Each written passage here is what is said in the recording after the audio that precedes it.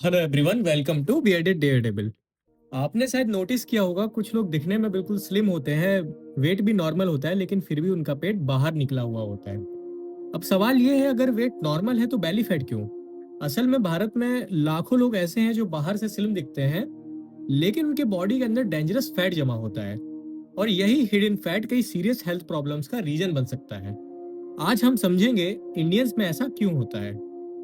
सबसे पहले एक कॉमन मिसकंसेप्शन समझते हैं। ज्यादातर लोग सोचते हैं अगर मेरा वेट नॉर्मल है तो मैं हेल्दी हूँ, लेकिन रियलिटी थोड़ी अलग है। बॉडी वेट सिर्फ यह बताता है कि आपका टोटल वेट कितना है, लेकिन यह नहीं बताता बॉडी के अंदर फैट कितना परसेंट जमा है। इसलिए कई लोग स्लिम दिखते हैं, लेकिन अंदर से उनका बॉडी फैट परसेंटेज काफी ज्यादा होता है। इस कंडीशन को नाम दिया जाता है toffee, thin outside fat inside. यानी बाहर से बॉडी स्लिम दिखती है, लेकिन अंदर से फैट जमा होता है। ये यूजुअली लीवर एंड पेनक्रियास जैसे इंपॉर्टेंट ऑर्गन्स के पास आसपास जमा होता है। इसे विसरल फैट कहते हैं, और यह नॉर्मल बॉडी फैट से कहीं ज्यादा डेंजरस होता है, क्योंकि यह डायबिटीज, हार्ट अटैक का रिस्क बढ़ाता है। अब सवाल आता है, ये प्रॉब्लम्स इंडियन में ज्यादा क्यों होती है?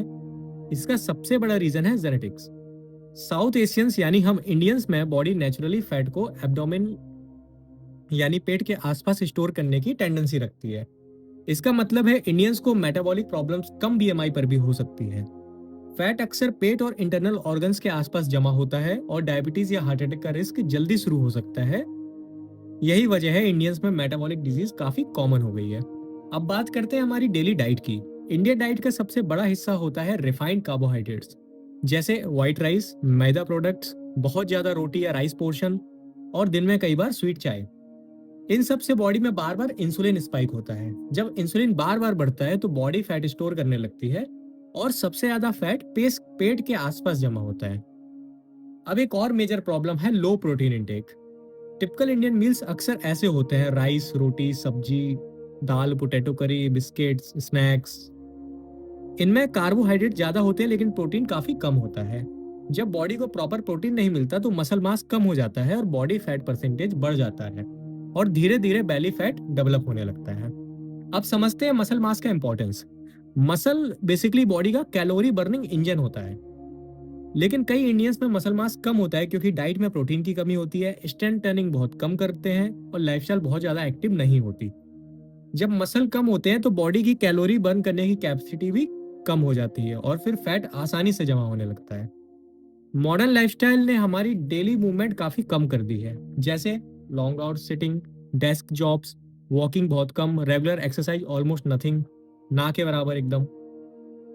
जब बॉडी पूरे दिन मोस्टली बैठी ही रहेगी तो कैलोरी बर्न होगी नहीं, और फैट स्टोर होगा, और इसका सबसे कॉमन रिजल्ट होता है बेली फैट।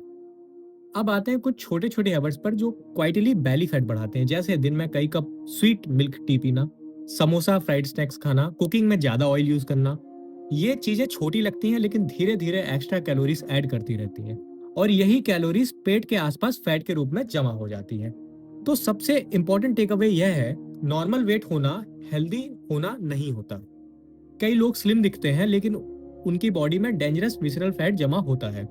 इससे बचने की तीन जरूरी चीजें हैं: प्रोटीन इंटेक को बढ़ाएं, रिफाइंड कार्ब्स को कम करें, और डेली फिजिकल एक्टिविटी बढ़ाएं, क्योंकि असली फिटनेस सिर्फ स्लिम दिखने में नहीं बल्कि मेटाबॉलिकली हेल्दी होने में है। Thank you.